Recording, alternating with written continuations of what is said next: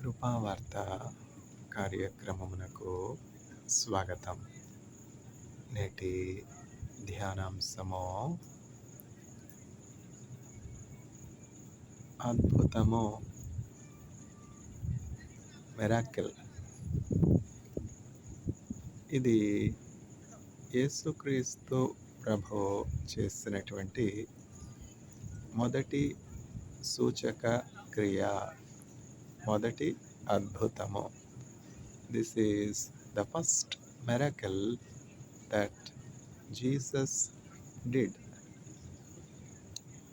in a place called Cana.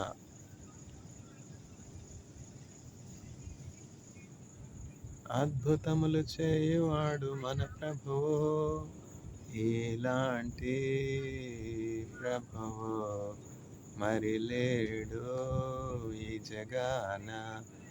ఇలాంటి ప్రభువు మరి లేడు ఈ జగాన. హల్లెలూయా, హల్లెలూయా, హల్లెలూయా, హల్లెలూయా, హల్లెలూయా, హల్లెలూయా, హల్లెలూయా, హల్లెలూయా. ప్రభు యేసుని పూజింతుమో, అనుదినము ఘనపరచెదం. ప్రభు యేసుని పూజింతుమో, అనుదినము ఘనపరచెదం.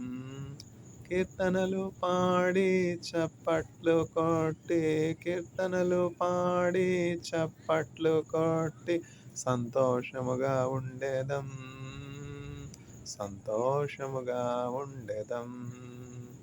హల్లెలూయా, హల్లెలూయా, హల్లెలూయా, హల్లెలూయా.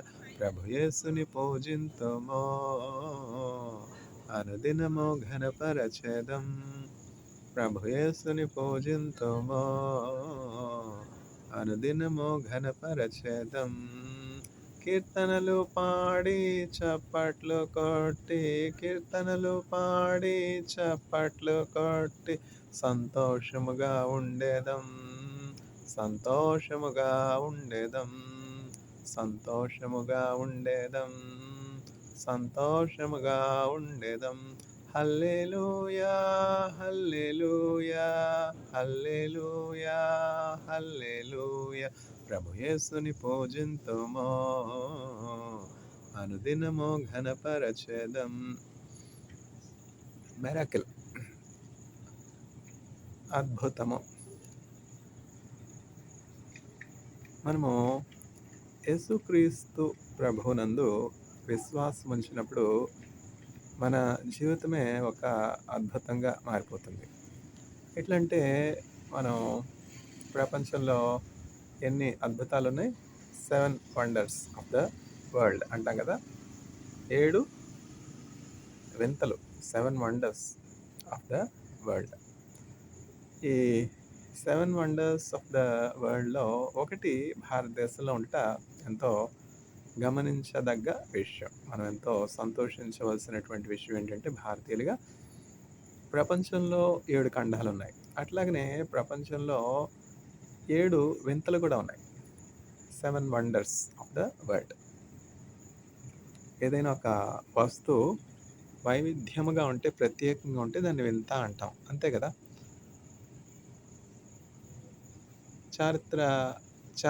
చరిత్రకారులు ప్రపంచంలో 7 వింతలు ఉన్నాయని చెప్పి అభివర్ణించారు. ఒకటి ఏంటంటే తాజ్‌మహల్. తాజ్‌మహల్ ఎక్కడుంది? భారతదేశంలో ఉంది. భారతదేశంలో ఎక్కడుంది? ఆగ్రాలో ఉంది. ఆగ్రా ఎక్కడుంది? యమునా నది తీరమున ఉంది. నేను వెళ్ళి చూశాను గనక నేను దాని గురించి మాట్లాడగలను, చెప్పగలను కదా. చూడకుండా మనం చెప్పవచ్చు. ఇప్పుడంతా కూడా మనకి మొబైల్ ఫోన్సు, ఇంటర్నెట్టు ఇవన్నీ కూడా ఉన్నాయి. ఒక 20, 30 సంవత్సరాలు వెనక్కి వెళ్ళినట్లయితే ఇంటర్నెట్ అంటే మనకి తెలీదు. అట్లాగనే మొబైల్ ఫోన్స్ అంటే తెలీదు. స్మార్ట్ ఫోన్స్ అంటే తెలీదు. కంప్యూటర్స్ అంటే ఎంతో వింత. ఎంతో కఠినమైనటువంటి పనులు, ఎంతో కాల వ్యవధి పట్టే పనులు గూడా కంప్యూటర్స్ వచ్చినప్పుడు, ఆవిష్కరించబడినప్పుడు, కంప్యూటర్స్ ఉపయోగించినప్పుడు ఎంతో వేగంగా ఆ పనులన్నీ కూడా జరిగిపోయేవి కదా! అదేమిటది? Advanced technology. Advanced technology. అంటే టెక్నాలజీ అభివృద్ధి చెందుతున్న కొలది ఏం జరుగుతోంది? మానవులెంతో సౌకర్యంగా ఉంటూ ఉన్నారు. మానవులెంతో సుఖంగా ఉంటున్నారు. అట్లనే మానవులకి కొంత విశ్రాంతి కూడా దొరుకుతుంది. పూర్వం అయితే బ్యాంక్ అకౌంట్లు మెయింటైన్ చేయాలంటే ఎంతెంత పెద్ద పుస్తకాలుండేవి. లెడ్జర్స్ అంటారు. ఆ కేటలాగ్స్ అంటారు. ఒక్కొక్క అకౌంట్‌ని గూర్చినటువంటి వివరాలు చాలా పెద్ద పుస్తకాల్లో ఎంటర్ చేయాలి. ఆ అకౌంట్‌ని గురించి ఎంత బ్యాలెన్స్ ఉంది, ఎంత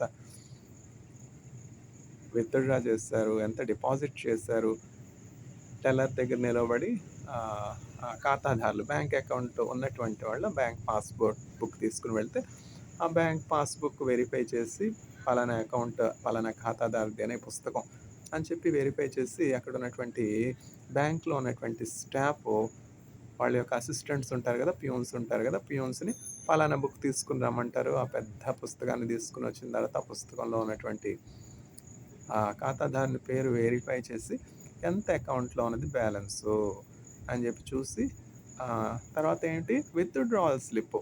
విత్‌డ్రాయల్ స్లిప్ ఫిల్ చేయాలి. ఆ ఫిల్ చేసిన తర్వాత ఏంటి వెనకాతల విత్‌డ్రాయల్ స్లిప్ వెనకాతల ఆ ఖాతాదారుడు సంతకం పెట్టాలి. డేట్ వేయాలి. ఇవన్నీ కూడా క్రమం అనమాట. బ్యాంక్‌కి వెళ్ళడం, బ్యాంక్‌లో వెయిట్ చేయడం, టోకెన్ తీసుకోవాలి మళ్ళా. ముందుగా టోకెన్ తీసుకోవాలి. ఎందుకంటే చాలామంది వస్తారు కదా! ఎవరు ముందు వస్తే వాళ్ళకి ముందు సర్వ్ చేయబడుతుందనమాట. ఇవన్నీ కూడా మన పిల్లలకి తెలీదు కదా! పిల్లల కోసం చెప్తున్నాను. పెద్దవాళ్ళకి ఇవన్నీ కూడా తెలుసు. 80 సంవత్సరాలు ఉన్నటువంటి వాళ్ళకి, తల నెరిసినటువంటి వాళ్ళకి, వాళ్ళెంతో జీవితంలో కష్టపడ్డారు. ఆ టెక్నాలజీ లేనటువంటి పరిస్థితుల్లో, సైన్స్ అడ్వాన్స్ కానటువంటి పరిస్థితుల్లో మన తల్లిదండ్రులే గానీ, మన ఆహ్, వృద్ధులు, పెద్దవాళ్ళు ఎంతో కష్టపడ్డారు. ఇప్పుడు ఎంతో సుఖం వచ్చేసింది గదా! సౌకర్యం వచ్చేసింది గదా! బ్యాంక్‌కి వెళ్ళాలా? డబ్బు విత్‌డ్రా చేసుకోవాలంటే బ్యాంక్‌కి వెళ్ళాలా? డబ్బు డిపాజిట్ చేయాలంటే బ్యాంక్‌కి వెళ్ళాలా? అకౌంటు ఫిక్స్డ్ డిపాజిట్ ఓపెన్ చేయాలంటే బ్యాంక్‌కి వెళ్ళాలా? రికరింగ్ డిపాజిట్ ఓపెన్ చేయాలంటే బ్యాంక్‌కి వెళ్ళాలా? అవసరం లేదు గదా! చక్కగా కుర్చీలో కూర్చొని, ఒక ల్యాప్‌టాప్ పెట్టుకొని, ఒక ఐప్యాడ్ పెట్టుకొని, ఒక మొబైల్ ఫోన్ పెట్టుకొని, మనం బ్యాంక్‌లో ట్రాన్సాక్షన్స్ అన్నీ చేయొచ్చు. ఇవన్నీ ఎట్లా సాధ్యమయ్యాయి? ఇంటర్నెట్ ఒక నెట్వర్క్ ద్వారా, ఒక ఇంటర్నెట్ ద్వారా ఈ కమ్యూనికేషన్స్ అన్నీ కూడా జరుగుతూ ఉన్నాయి. మానవులు ఎంతగా అభివృద్ధి చెందారు చూసారా? ఇవన్నీ కూడా దేవుని గ్రంథంలో ముందుగా చెప్పబడి ఉన్నాయి. మానవులు ఏమి చేయాలని అనుకుంటారో అవన్నీ కూడా చేయగలుగుతారు. ఎందుకని? మానవులు దేవుని పోలికలో సృజించబడ్డారు. చరిత్రకారులు ప్రపంచంలో 7 వింతలున్నాయని చెప్తారు. కానీ నేనేం చెప్తానంటే ప్రపంచంలో ఉన్నటువంటి ఒకే ఒక వింత మానవులు. ఎందుకంటే మానవులు తప్ప మరి ఏ ఆవిష్కరణ, మరి ఏ సృష్టి కూడా దేవుని పోలికలో చేయబడలేదు. దేవుడే వింత. ఆ దేవుడిని మనం చూడలేం గదా! ఎందుకంటే ఆ చూచే కనులు మనం కోల్పోయినాము. దేవుడిని చూసి దేవునితో నేరుగా మాట్లాడే సందర్భాలు కోల్పోయాను. పూర్వం సృష్టి ప్రారంభంలో అట్లా గాదు. సృష్టి ప్రారంభంలో ఎట్లా అంటే దేవుడు, మానవుడు ఎంతో సన్నిహిత సంబంధం కలిగున్నారనమాట. ప్రతి సాయంకాలము చల్లపూట వేళ దేవుడు పరలోకం నుంచి భూలోకానికి వచ్చేవాడు. ఇప్పుడు భారతదేశం నుంచి అమెరికా వెళ్ళాలి. ఎట్లా వెళ్తాం? షిప్‌లో వెళ్తామా? టైం పడుతుంది గదా! టైటానిక్ ఇవన్నీ మనకు తెలిసిందే. షిప్‌లో దూర ప్రయాణాలు చేసేవాళ్ళు ఉన్నారు ఇప్పటికి. అండమాన్ వెళ్ళాలంటే షిప్‌లో పయనించే వాళ్ళు కూడా ఉంటారు. నేను వెళ్ళే చర్చ్‌లో ఒక విశ్వాసి. ఆయన పేరు మాలకొండయ్య గారని చాలా మంచి విశ్వాసి అనమాట. ఆయన అండమాన్‌లో ఉంటారు. బేసిక్‌గా ఆంధ్రాకి చెందినటువంటి వ్యక్తే. వృత్తిరీత్యా తర్వాత బంధువులను బట్టి అండమాన్‌లో ఉంటున్నారు. ఆయన చెప్తారనమాట. అండమాన్ వెళ్ళడానికి డైరెక్ట్ బస్సు లేదని చెప్తే నేనెంతో ఆశ్చర్యపోయినాను. బస్సు లేకపోతే ఎట్లా? అట్లనే ఫ్లైట్ ఉండినా గూడా ఫ్లైట్ చాలా ఎక్స్‌పెన్సివ్. తెలిసిందే కదా! ఫ్లైట్ చార్జెస్ చాలా ఎక్స్‌పెన్సివ్‌గా ఉంటాయి. చాలా కాస్ట్‌లీగా ఉంటాయి. తర్వాత ప్రైస్ కూడా వేరీ అవుతూ ఉంటుంది. మనం ముందుగా తీసుకున్నట్లయితే టికెట్టు ప్లాన్ చేసుకొని ప్రయాణం తక్కువవుతుంది. అట్లా కాకుండా ప్రయాణం నెక్స్ట్ వీక్ పెట్టుకొని ఇప్పుడు టికెట్ తీసుకుంటే ఏం జరుగుతుంది? ఎక్కువ ఖర్చు పెట్టాల్సుంటుంది. అదే కదా చెప్తారు. Time is money. మనం ముందుగా చక్కగా ప్లాన్ చేసుకొని టికెట్ తీసుకుంటే ఏం జరుగుతుంది? 20,000 ఖర్చు పెట్టే చోట 10,000లోనే అయిపోతుందనమాట. అందుకని మనం సమయాన్ని జాగ్రత్తగా పాటించినట్లయితే ధనం ఆటోమేటిక్‌గా సేవ్ అవుతుందనమాట. పూర్వం ఏంటంటే ఓడలుండేవి. తర్వాత రోడ్ ట్రాన్స్‌పోర్టేషన్ కొరకు దేన్ని వాడేవారు? గుర్రాలను వాడేవారు ధనవంతులు. ఇంకా పేదవారైతే ఏం వాడేవారు? గాడిదను వాడేవారనమాట. ఇప్పుడు గాడిదలు ఎక్కడన్నా మనం చూస్తా ఉన్నామా? గుర్రాలే కరువైపోయినాయి. గాడిదలెక్కడ చూస్తాం? మా చిన్నతనంలో అంటే ఇంచుమించు 45 సంవత్సరాల పూర్వం మేము గాడిదలను చూసేవాళ్ళం. ఇంటి ఎదురుగుండా గాడిదలొచ్చి ఒండ్రబెట్టేవి. ఇప్పుడు గాడిదలు మనం ఎక్కడ చూస్తాం? చూడం గదా! గాజాలో ఎంతో ఉపద్రవం సంభవించింది. ప్రజలందరూ కూడా వలస వెళ్ళిపోయినారు. వాళ్ళ ఇల్లు విడిచిపెట్టి గాజాలో జరిగినటువంటి ఆ విపత్తు వలన పాపం ఎంతో దుఃఖం. ఒక ఇల్లు విడిచిపెట్టి వెళ్ళాలంటే వాళ్ళు ఉంటున్నటువంటి ప్రాంతాన్ని విడిచిపెట్టి ఖాళీ చేసి వెళ్ళిపోవాలంటే ఎంతో కష్టం గదా! అది అనుభవించిన వాళ్ళకి తెలుస్తుంది. అందరికీ తెలీదు.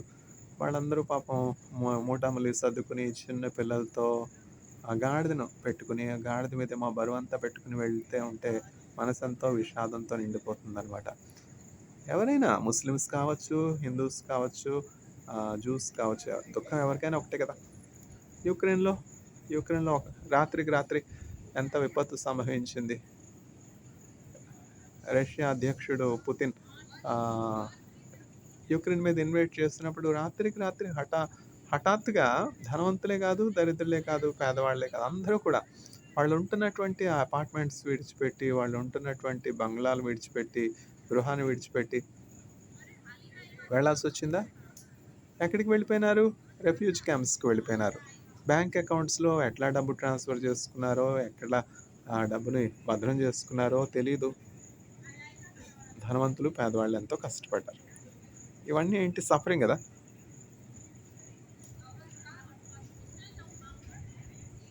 ఈ సఫరింగ్ అంతటికి మూల కారణం సాతానుడు. మనం అనుకోవచ్చు. పుతిన్ అనే అధ్యక్షుడు, కారకుడు మనం అనుకోవచ్చు. బెంజమిన్ నెతన్యాహు అనే ప్రైమ్ మినిస్టర్ కారకుడు అని మనం అనుకోవచ్చు. ఇవన్నీ కూడా సాధనాలు, మాధ్యమాలు. సాతానుడు వాడుకుంటాడు. ఒక్కొక్క మనుషుల్ని వాడుకుంటాడు. ఇస్కరియోతు యూదాని సాతానుడు వాడుకున్నాడు. ఇస్కరియోతు యూదా ఏమైనాడు చివరికి? పశ్చాత్తాపడ్డాడు అయినప్పటికీ. చేతులు కాలాక ఆకులు పట్టుకుంటే ప్రయోజనం ఏముంది? అయ్యో! నేను నిర్దోష రక్తాన్ని అప్పగించాను. యేసుక్రీస్తు ప్రభువులో ఏ దోషము లేదు. ఆయన్ని ఇట్లా మరణానికి అప్పగిస్తారు అని ఇస్కరియోతు యూదా అనుకోనలేదు. అనుకునుంటే పశ్చాత్తాపం ఎందుకు పడతాడు? అనుకునుంటే మళ్ళా యూదుల దగ్గరికి వెళ్ళి, ఆ ప్రధాన యాజకుని దగ్గరికి వెళ్ళి నేను నిర్దోష రక్తాన్ని అప్పగించాను అని ఇస్కరియోతు ఎందుకు అనుకుంటాడు? సాతానుడు ప్రేరేపించుటను బట్టి ధనాశ వలన యేసుక్రీస్తు ప్రభు ఎక్కడున్నారో చూపిస్తే 30 వెండి నాణాలు నాకొస్తాయి. యేసుక్రీస్తు ప్రభు నీళ్ల మీద నడిచినటువంటి దేవుడు. యేసుక్రీస్తు ప్రభు 5,000 మంది కంటే ఎక్కువైనటువంటి వాళ్ళకి ఆహారం పెట్టినటువంటి దేవుడు. నీటిని ద్రాక్షారసంగా మార్చినటువంటి దేవుడు. ఆయనకి ఏ కీడు కలగదు. ఆయనలో ఏ దోషం లేదు. ఆయన నిర్దోషి అని తెలుస్తున్నటువంటి ఇస్కరియోతు యూదా యేసుక్రీస్తు ప్రభుని చంపాలి, మృత్యువుకి అప్పగించాలి అన్న ఉద్దేశంతో బహుశా అప్పగించి ఉండడు. యేసయ్యను ఎక్కడున్నారో చూపిస్తే నాకు 30 వెండి నాణాలొస్తాయి. తర్వాత యేసుక్రీస్తు ప్రభు ఉదయానికల్లా మనతోనే ఉంటారు. ఆయనలో ఎవరు ఆయనలో పాపం ఉన్నదని స్థాపించగలరు? ఆయన నీతిమంతుడు కదా! ఆయన పరిశుద్ధుడు కదా! ఆయన దేవుని కుమారుడు కదా! ఆయన్ని అప్పగిస్తే ఏదో ఆయన ద్వారా డబ్బు చేసుకుందాం. 30 వెండి నాణాలొస్తాయి. ఆ 30 వెండి నాణాలతో కడుపు నిండా తిందాం. యేసుక్రీస్తు ప్రభుతో ఉంటే నాకేముంది? కడుపు నిండా భోజనం కూడా లేదు. అని చెప్పి నిరాశతో, నిస్పృహతో ఇహలోక భోగాలకి చోటిచ్చి, ఇహలోక వాంఛలకు చోటిచ్చి ఇస్కరియోతు యూదా యేసుక్రీస్తు ప్రభుని 30 వెండి నాణేలకు అమ్మివేస్తాడు. తర్వాత ఎప్పుడైతే యేసుక్రీస్తు ప్రభుకి మరణశిక్ష వేశారో, ఆ మరణశిక్ష విధించబడిందో, శిలువ శిక్ష విధించబడిందో అప్పుడు ఎంతగానో పశ్చాత్తాపపడ్డాడు ఇస్కరియోతు యూదా. అయ్యో! నేను అట్లా అనుకోలేదే, అట్లా అనుకోలేదే. సాతానుడి కార్యాలు అట్లా ఉంటాయి. ఇప్పుడు నెతన్యాహు పశ్చాత్తాపపడుతున్నారు. బెంజమిన్ నెతన్యాహు గారు పశ్చాత్తాపపడుతున్నారు. అయ్యో! నేను అట్లా అనుకోలేదే. గాజాలో ఇంత కష్టం వస్తుందని, ఇంత ప్రజలు ఇబ్బంది పడతారని నేను అనుకోలేదే. అయ్యో! ఇంతమంది ఐడీఎఫ్ సోల్జర్స్ కష్టపడతారని, ప్రాణాలు కోల్పోతారని నేను అనుకోలేదే. అనుకుంటున్నారు బెంజమిన్ నెతన్యాహు గారు. అట్లనే మిస్టర్ పుతిన్ కూడా పశ్చాత్తాపపడుతున్నాడు. ఇప్పుడు ఇస్కరియోతు యూదా పశ్చాత్తాపపడినట్టు, అయ్యో! నేను యుక్రెయిన్ మీద ఆహ్, ఇన్వైట్ చేయకుండా ఉంటే బావుండే. Better late than never. పశ్చాత్తాపపడి వెంటనే రెమెడీ చేసుకోనాలి. పశ్చాత్తాపపడి ఊరుకుంటే ఎట్లా? ఇస్కరియోతు యూదా వెంటనే వెళ్ళి పశ్చాత్తాపపడి ఆ ప్రధాన యాజకుని దగ్గరికి వెళ్ళి, నేను నిర్దోష రక్తాన్ని అప్పగించాను. ఆయనలో ఏ దోషము లేదు. నేను ధనాశ వల్ల ఇట్లా చేశాను. ఆయనకి శిక్ష పడుతుంది. మీరు శిక్ష వేస్తారు. ఆయనకి మరణ శిక్ష విధించబడుతుంది అని నేనెన్నడూ అనుకోలేదు. ఆయన శక్తిమంతుడు, ఆయన నీతిమంతుడు, ఆయన పరిశుద్ధుడు, ఆయన దేవుని కుమారుడు. నేనైతే ధనాశతో ఆయన దగ్గరుంటే ఆయనే ఆకలి దప్పుల గుండా వెళ్తా ఉన్నాడు. ఆయన కొరకు ఆయన ఏమి ఎప్పుడు చేసుకుని ఎరగడు. కష్టాల గుండా వెళ్తున్నాడు. సరిగ్గా పండుకోవడానికి బెడ్ కూడా లేదు. ఏదో ఈ 30 వెండి నాణేలు వస్తే చక్కగా ఓ బెడ్ పిల్లో కొనుక్కుందాం, బెడ్ కొనుక్కుందాం, పిల్లో కొనుక్కుందాం, మంచి బట్టలు కొనుక్కుందాం, ఏదో మంచి ఆహారం తిందాం, పేదవాళ్ళకి నలుగురికి పెడదామనే చేశాను గానీ, ఆయన్ని చంపాలని నేను చేయలేదు. ఇవన్నీ బైబిల్‌లో లేవు. ఇవన్నీ కూడా గ్యాప్స్ అనమాట. ఈ గ్యాప్స్ అన్నీ కూడా దేవుని ఆహ్, పరిచారకులు, సువార్థికులు వాక్యాన్ని చెప్తున్నప్పుడు పరిశుద్ధాత్ముడు వర్తమానాలన్నీ ఇస్తాడు. ఆ వర్తమానాలన్నీ ఇస్తాడు. బైబిల్ గ్రంథంలో అనేకమైనటువంటి గ్యాప్స్ ఉన్నాయి. అని చెప్పి వెళ్తే, అప్పుడు యేసుక్రీస్తు ప్రభువుని అప్పగించుటకు 30 వెండి నాణాలు ఇచ్చినటువంటి వాళ్ళు ఏం చెప్తున్నారు? ఆ ప్రధాన యాజకుడు ఏమని చెప్తున్నాడు? హన్న, కయప అనే ఇద్దరు ప్రధాన యాజకులు ఏం చెప్తున్నారు? దానితో మాకేమి పని? ఆయన నిర్దోషే. అయితే నేను నీకు డబ్బు ఇస్తానని చెప్పాను, ఇచ్చేసాను. ఇంకా నీతో సంబంధం మాకు ఏమీ లేదు. అందువల్ల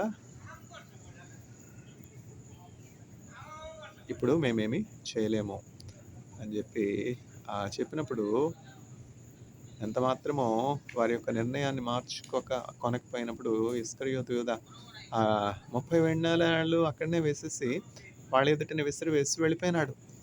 ఆ 30 వెండి నాణాలు తీసుకున్న ఆ సంచి ఉంది కదా! ప్రధాన యాజకుడు ఏమంటున్నాడంటే, ఈ 30 వెండి నాణెములు రక్తపు ధనము, నిర్దోష రక్తము వలన వచ్చినటువంటి ధనం.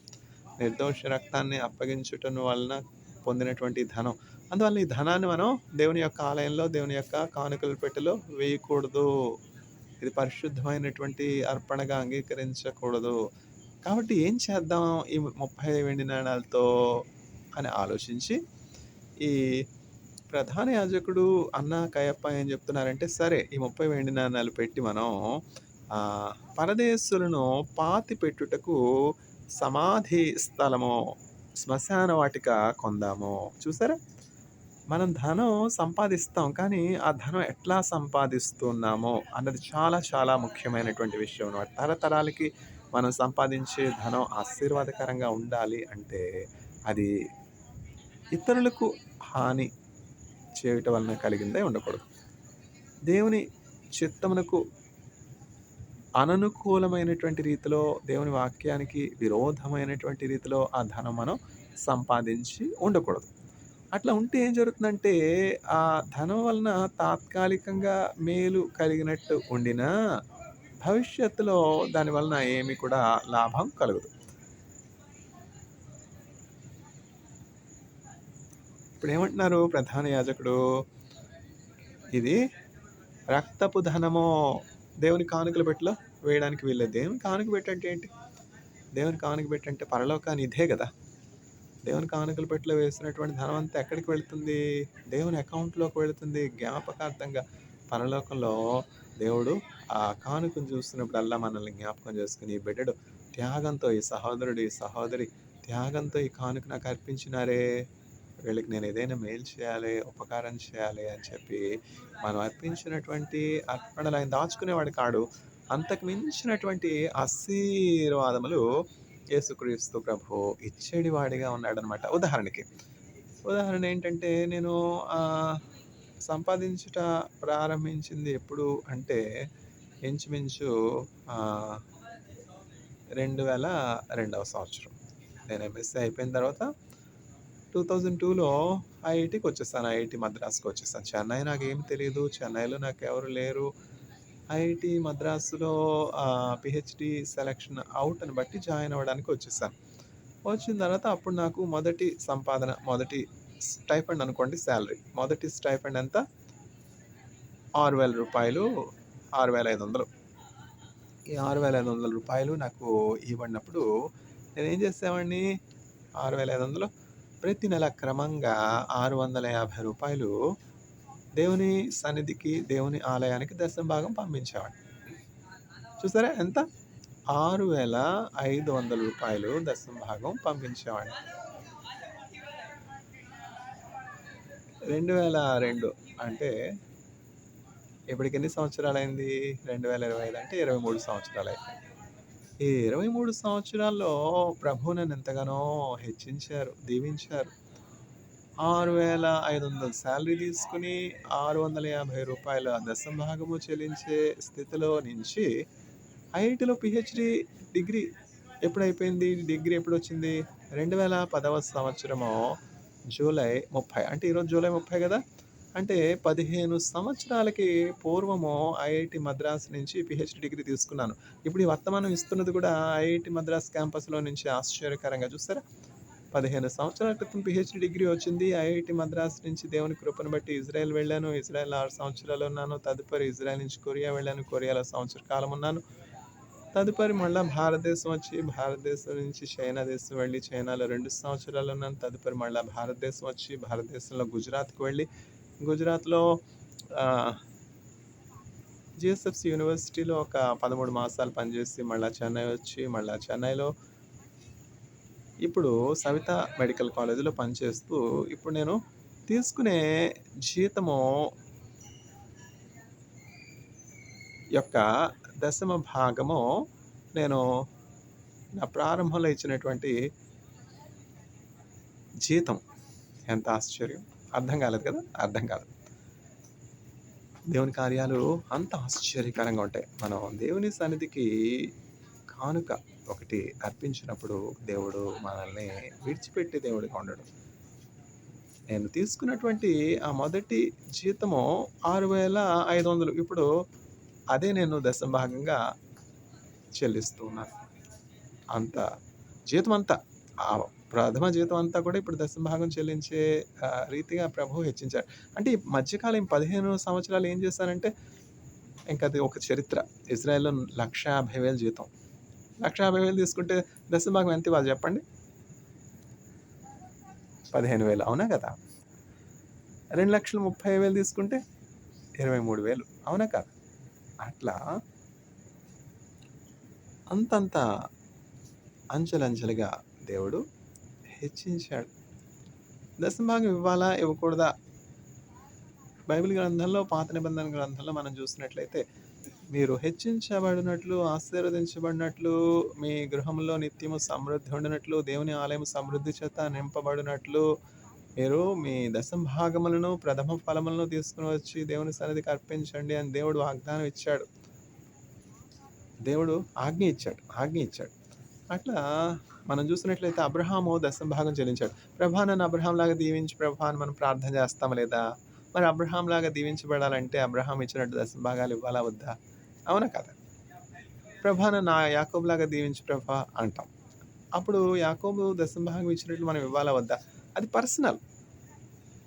ఇవ్వాలా వద్దా అని మనం సొంతంగా తీర్మానించుకుని దాన్ని బట్టి మనం వ్యవహరించాలి. పాస్టర్ గారు చెప్పారు గనక ఇచ్చేది ఎక్కడ ఆగిపోతుంది పాస్టర్ గారు?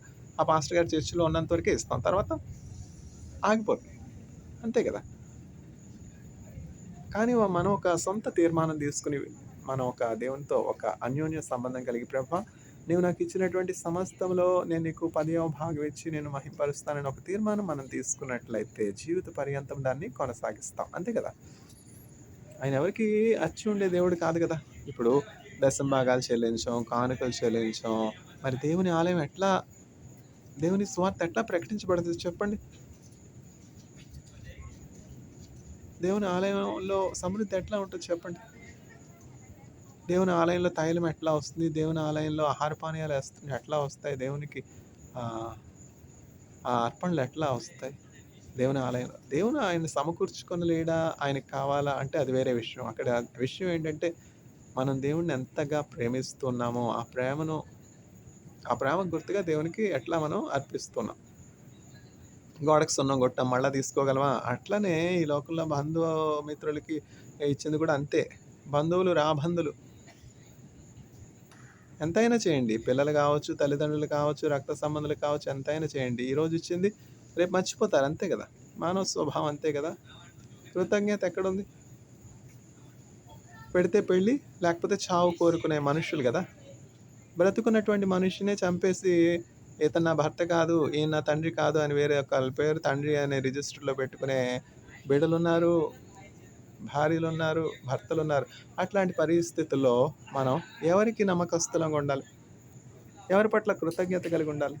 ఎవరు మనకు ఊపిరిచ్చారో, ఎవరు మనకు జీవం ఇచ్చారో, ఎవరు మనకు ఆకలి దప్పులో మనకు సహాయం చేశారో, మరణ పడక మీద నుంచి మనల్ని ఎవరు ఆదుకున్నారో, ఆ జీవము గల దేవునికి మనం కృతజ్ఞత కలిగి, ప్రభా ఈరోజు నేను ఈ జీతం తీసుకుంటున్నానంటే, ఈ మాసమంతా పనిచేయడానికి శక్తినిచ్చినటువంటి దేవుడు నీవే కదా! అందుకని కృతజ్ఞతతో నేను నీకు దశమభాగం ఇస్తున్నానని చెల్లించినప్పుడు, ఎన్నడూ కూడా నీ బలము తగ్గిపోదు. కాలేబు బలం ఎన్నడూ కూడా తగ్గిపోలేదు. వృద్ధాప్యంలో యవ్వనుడై ఉన్నప్పుడు అతనికి ఏ బలమైతే ఉన్నదో, వృద్ధుడైనప్పుడు కూడా అతనికి అదే బలం ఉండిందనమాట. అందువలన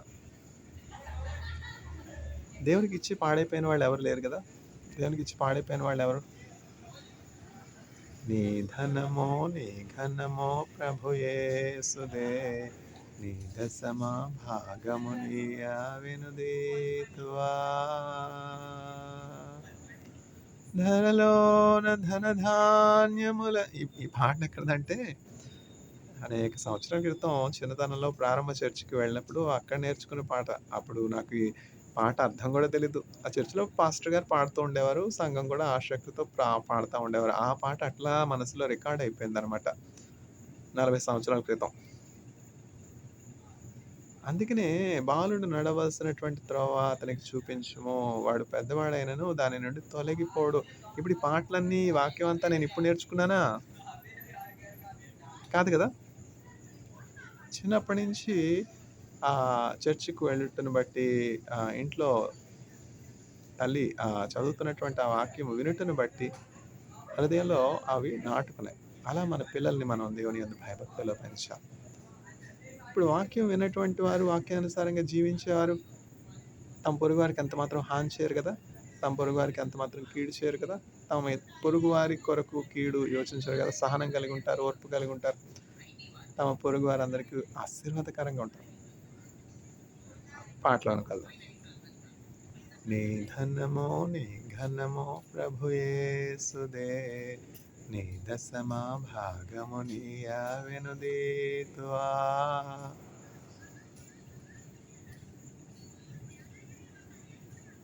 ధరలోన ధనధాన్యములనీయగా, కరుణించి రక్షించి కాపాడగా, పరలోకనాథుండు నీకీయగా, మరి యేసు కొరకీయవెనుదీతువా.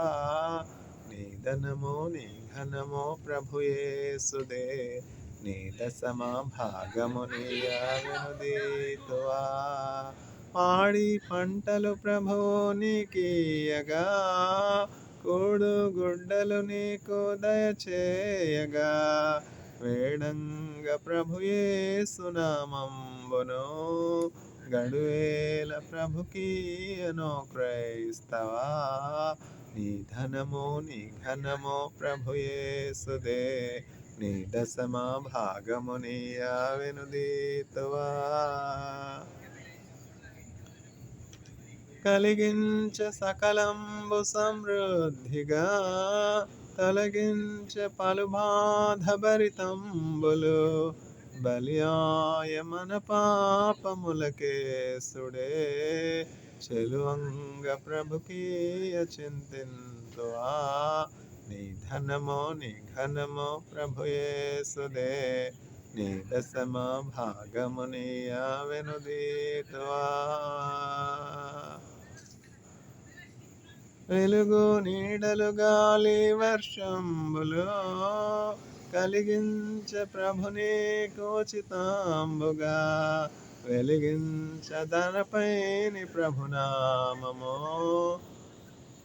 కలిమి కొలది ప్రభున కర్పింపవా. నీ ధనము నీ ఘనము ప్రభుయేసుదే, నీ దశమ భాగము నీయా వినుదీతువా. ప్రార్థింప తల వంచి ప్రభు భాగమున్, దేదీప్యముగనుండ సమకూర్చుడి. ఘనసేవ జయమంద పనిబోనుడి, వినయముతో మీ మదిని ధ్యానించుడి. ఘనసేవ జయమంద పనిబోనుడి, వినయముతో మీ మదిని ధ్యానించుడి. ప్రార్థింప తల వంచి ప్రభు భాగమున్, దేదీప్యముగనుండ సమకూర్చుడి.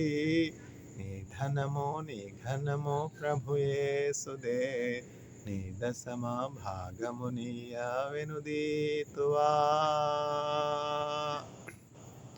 అట్లా చిన్నతనంలో మనం నేర్చుకున్నటువంటి ఆ విషయాలు మన హృదయంలో నాటుకుని ఉంటాయి. అందువల్ల మన పిల్లల్ని మనం సండే స్కూల్కి పంపించాలి. ఆ వాక్యం నేర్చుకుంటా పిల్లలు దేవుని యందు భయభక్తులు కలిగి ఉంటారు. ఆ వాక్యం నేర్చుకుంటూ దేవుని యందు భయభక్తులు కలిగి ఉంటారు. ఒకసారి ఏం జరిగిందంటే, ఒక వృద్ధురాలు ఒక్క ఆవిడే ఉన్నారు. ఆమె గృహంలో ఉన్నారు. తర్వాత చాలా పేదరికంలో ఉన్నారు. ఇంట్లో ఏమీ ఆహారం లేదు, తినడానికి కూడా ఏమీ లేవు. ఫ్రిడ్జ్ అంతా ఖాళీగా ఉంది. మనం అనుకుంటాం చాలామంది అట్లాంటి పేదరికంలో ఉంటారు, మనకు తెలీదు. అయితే ఆవిడ చరిత్ర మనం చూసినట్లయితే ఆవిడ పూర్వం సండే స్కూల్లో టీచర్గా ఉండేవారనమాట. అంత పేదరికంలో ఆకలి దప్పుల మధ్య ఉన్నటువంటి ఆమె ఆ పేద స్థితిని ఆమె సండే స్కూల్లో ఆమె దగ్గర దేవుని వాక్యం నేర్చుకున్నటువంటి ఒక పాత స్టూడెంట్ తెలుసుకుని గమనించి ఆవిడకి కావాల్సినటువంటి ఆహార పదార్థాలు ప్రావిషన్స్ అన్నీ ఆమె డోర్ స్టెప్ దగ్గర పెట్టి వెళ్ళిపోతాడనమాట. చూసారా, ఆ చిన్నతనంలో నేర్చుకున్నటువంటి ఆ వాక్యం అతని హృదయంలో ఏం కలుగజేసింది? కృతజ్ఞత, తర్వాత ప్రేమ, దయాళుత్వము.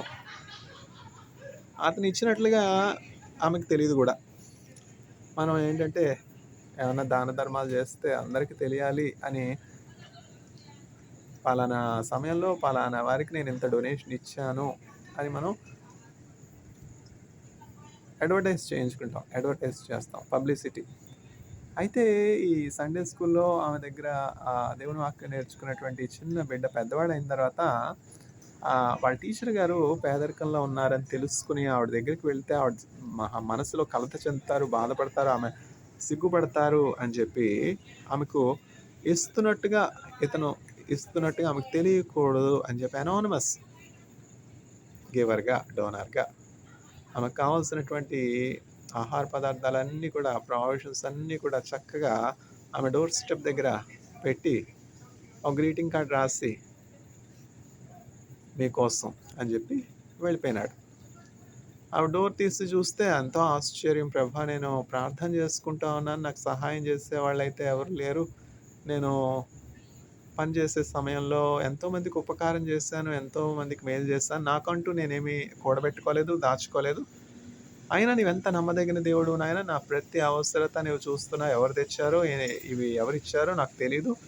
ఆ ఇచ్చినటువంటి వాళ్ళని ఇంకనూ బహుగా ఆశీర్వదించిన ఆయన అని చెప్పి ఆహార పదార్థాలు ఆ టీచర్ గారు తీసుకుంటారు, సండే స్కూల్ టీచర్ గారు. కాబట్టి సారాంశం ఏంటంటే అద్భుతం. అట్లాంటి అద్భుతాలు నా జీవితంలో ఎన్నో ఎన్నో ఎన్నో మేలులు. ఆయన నామమును బట్టి మీరు చూపించినటువంటి ప్రేమను మరిచిపోవటకు ఆయన అన్యాయస్తుడు కాదు. God is not unjust to forget the love that you have shown for his names sake. God is not unjust to forget the love that you have shown. ఆయన నామమును బట్టి మీరు చూపించినటువంటి ప్రేమను మరిచిపోవటకు ఆయన అన్యాయస్తుడు కాడు. ఎక్కడ చూస్తున్నాం ఈ వాక్యం మనం? హెబ్రీయులకు రాసిన పత్రిక. హెబ్రీయులకు రాసిన పత్రికలో ఎన్నో విలువైనటువంటి విషయాలు ఉన్నాయి. ఇప్పుడు మరలా వాక్యంలోనికి వద్దాం. ఈ వాక్య అంశం ఏంటి? వాక్యాంశము. వాక్యము ప్లస్ అంశము, వాక్యాంశం. హకార సంధి అంటాం కదా, సందులు సమాసాలు. ఇప్పుడు సమాసం అంటే సమోసా నాకు వద్దంటున్నారు పిల్లలు.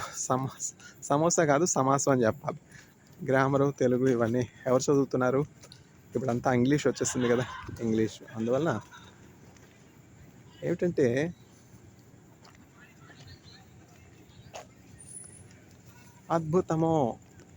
అద్భుతం అంటే మెరాకిల్ అనమాట. మెరాకిల్. ఇది యేసుక్రీస్తు ప్రభు కానా అను ఊరిలో చేసినటువంటి మొదటి సూచక క్రియ. అద్భుతాన్ని సూచక క్రియ అంటారనమాట. ఏమిటి ఈ అద్భుతం అంటే, ఆయన వివాహానికి ఆహ్వానించబడ్డారు. యేసుక్రీస్తు ప్రభు ఆయన శిష్యులతో పాటు యేసుక్రీస్తు ప్రభు వివాహానికి వెళ్ళారు. అప్పుడు ఏం జరిగిందంటే, అక్కడ ఒక కొరత ఏర్పడింది. ఏం జరిగింది? ఆ వివాహ విందులో ద్రాక్షారసం అయిపోయింది. విందుకు వచ్చిన వారు చాలామంది ఉన్నారు. ఇంకా ద్రాక్షారసం ఎంతో అవసరమై ఉన్నది. ఎట్లా అని ఆ విందు ప్రధాని కలవరపడుతూ ఉన్నాడు. అయ్యో, ద్రాక్షారసం అయిపోయిందే, ఇప్పుడు విందుకు భోజనానికి కూర్చునే వాళ్ళు చాలామంది ఉన్నారే, వీళ్ళందరికీ ద్రాక్షారసం ఎట్లా ఇచ్చేది అని కలత చెందుతున్న సమయంలో ఎన్నో ప్రశ్నలు కదా మనకి. ఉదయం లేస్తే మనకి పర్సులో డబ్బులు ఉన్నాయా లేవా అదొక సమస్య. ఎందుకంటే బస్సు ఎక్కినా, తర్వాత 2 వీలర్ మీద వెళ్ళినా పెట్రోల్కి డబ్బులు కావాలి కదా. అట్లా ప్రతి వారికి సమస్య ఏమిటంటే ధనం ఉందా లేదా చూసుకోవాలి. అట్లా ఈ విందు ప్రధాని ద్రాక్షారసం అయిపోయింది అని ఎంతో కలవరపడుతున్న సమయంలో మరియమ్మ గారు వచ్చారు. మరియమ్మ గారు ఎవరు? యేసుక్రీస్తు ప్రభువుకి తల్లిగారు అనమాట. తల్లిగారంటే బయలాజికల్ మదరు. అంటే యేసుక్రీస్తు ప్రభు జననం గురించి ఇక్కడ ఒక మాట చెప్పాలి. ఆయన పురుషుని యొక్క సంయోగము లేకుండా మరియమ్మ గారికి ఆమె కన్యగా ఉన్నప్పుడే యేసుక్రీస్తు ప్రభు వారు జన్మించడం జరిగింది. ఆయన జననం కూడా ఎంతో ఆశ్చర్యం అనమాట, అద్భుతం. ఆయన జననమే వింత. ఆయన చేసినటువంటి ఈ అద్భుత కార్యం ఏంటంటే, అక్కడ ద్రాక్షారసం అయిపోయినటువంటి ఆ పరిస్థితుల్లో యేసుక్రీస్తు ప్రభు ఏమని చెప్తారంటే, ఆయన శిష్యుల్ని, అక్కడ ఉన్నటువంటి పరిచారకుల్ని మరియమ్మ గారు చెప్తారు, యేసుక్రీస్తు ప్రభు చెప్పినట్టు చేయండి అని చెప్పి మరియమ్మ గారు చెప్తారు. అప్పుడు యేసుక్రీస్తు ప్రభు ఏం చేస్తారంటే, మీరు వెళ్ళి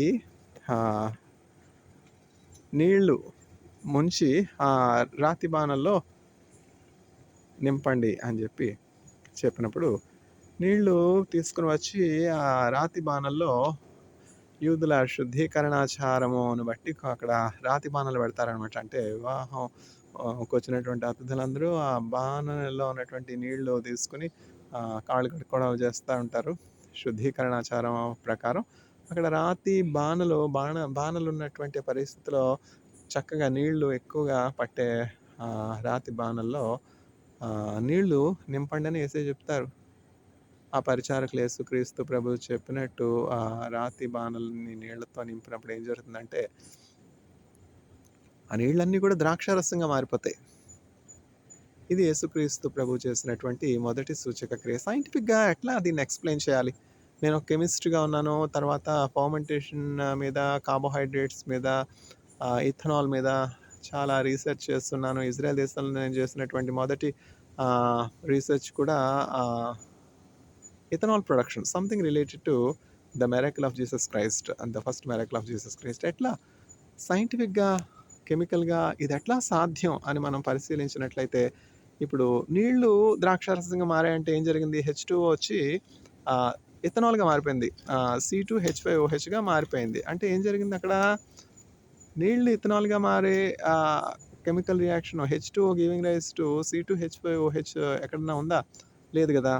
ఎక్కడ కూడా ఉండదు. అంటే దీన్ని మరి మనం ఎట్లా ఎక్స్‌ప్లెయిన్ చేయగలం అంటే, ఒకే సైంటిఫిక్ లాజికల్ ఎక్స్‌ప్లనేషన్ ఏమిటంటే, నీళ్ళు ఆ రాతి బాణలో వేస్తుండగా నీళ్ళతో పాటు ఏమున్నాయి డిజాల్వ్డ్ కార్బన్ డయాక్సైడ్ కూడా తప్పకుండా ఉంటుంది. ఎయిర్‌లో ఉన్నటువంటి కార్బన్ డయాక్సైడ్ కూడా ఉంటుంది. మనకి తెలిసిన కెమిస్ట్రీ ఏమిటంటే, క్లోరోఫిల్ అనే పిగ్మెంట్ ఏం చేస్తుంది, ఆకుల్లో ఉన్నటువంటి ఆ క్లోరోఫిల్ అనే పిగ్మెంట్ ఏం చేస్తుందంటే, వాతావరణంలో ఉన్నటువంటి కార్బన్ డయాక్సైడ్‌ని, వాతావరణంలో ఉన్నటువంటి మాయిశ్చర్ అంటే వాటర్‌ని తీసుకొని సూర్యకాంతి వలన సన్‌లైట్ సమక్షంలో కార్బోహైడ్రేట్ సింథసైజ్ చేస్తుందనమాట. గ్లూకోజ్‌ని సింథసైజ్ చేస్తుంది. అట్లా first of all glucose form అయ్యి ఉండాలి. వాటర్ నీళ్లు వేస్తున్నప్పుడు రాతి బాణలో కార్బన్ డయాక్సైడ్ ఎట్లానో ఉంది. ఆ కార్బన్ డయాక్సైడు, వాటరు కలిసి బొగ్గు పులుసు వాయువు, నీళ్లు కలిసి ఏం ఫార్మ్ అయ్యాయి మొదటగా గ్లూకోజ్ ఫార్మ్ అయింది. ఆ గ్లూకోజ్ ఫార్మ్ అవ్వడానికి పిగ్మెంట్ కావాలి. క్లోరోఫిల్ పిగ్మెంట్ సన్‌లైట్‌లోనే పనిచేస్తుంది. ఇక్కడ రాత్రి సాయంకాలం ఈ వివాహ విందులో సన్‌లైట్ లేదు. సన్‌లైట్ లేనటువంటి సందర్భంలో CO2 వాటరు గ్లూకోజ్‌గా మారింది అంటే, వాతావరణంలో ఉన్నటువంటి ఏదో ఇట్లాంటి క్లోరోఫిల్ వంటి పిగ్మెంట్ ఒకటి అక్కడ క్రియేట్ చేస్తున్నది. ఆహ్, డార్క్ ఫోటోసింథసిస్ జరిగిందక్కడ. కార్బోహైడ్రేట్‌గా CO2 వాటర్ మారినాయి. మారింది సరే. అక్కడ ఈస్ట్ లేకుండా ఆహ్, గ్లూకోజు ఆల్కహాల్‌గా కన్వర్ట్ అవ్వదే. అట్లనే ఈస్ట్ వంటి అది నానో పార్టికల్ కావచ్చు, అది ఏమైనా కావచ్చు. ఆహ్, ఈస్ట్ వంటి ఒక మైక్రో ఆర్గానిజం అక్కడ ఉండింది. యేసుక్రీస్తు ప్రభు ఆ మైక్రో ఆర్గానిజంను జనింపజేశారు. ఎందుకంటే Jesus Christ is the source of life కదా! అందువల్ల Jesus Christ generated a species like chlorophyll pigment, a organism, a life organism like yeast, and then the formed glucose has been converted instantaneously to ethanol. That is how we can scientifically explain the formation of wine from water. But all these things have been done instantaneously. How can this be explained? Now we have genome editing, now we have human enhancement technologies. What used to take thousands of years for enhancement of performance of humankind takes place instantaneously in a short span of time by genome editing. Such CRISPR technology, genome editing is now known. Such technology Jesus Christ has used 2000 years ago, and ethanol was produced from water. You see, I myself personally experienced some kind of genome editing, CRISPR like technology, human enhancement technology developed in my body, in my life. When I pray, I really do not know. That is how I receive power. Otherwise, how could I sustain? How can I account the presence of 3,000 videos in my YouTube channel day by day, day by day, day by day? This is nothing but a human enhancement, human performance enhancement by the work of God. It could be some kind of genome editing. It could be some other higher levels of transformations. This is the first miracle that Jesus Christ has done in a place called Cana. A believer's life is a miracle each day. The first miracle, as I told you, the first wonder to me is human being itself, because human beings were created in the image of God. May the Lord bless the audience with faith in Jesus Christ and receive a human performance enhancement gift from Jesus Christ each day. Amen.